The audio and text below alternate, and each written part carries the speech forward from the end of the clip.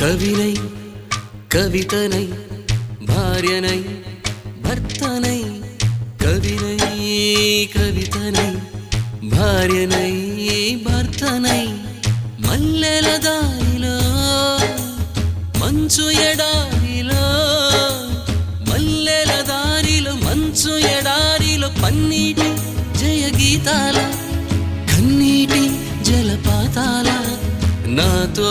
నేను అనుగమిస్తూ నాతో నేనే రమిస్తూ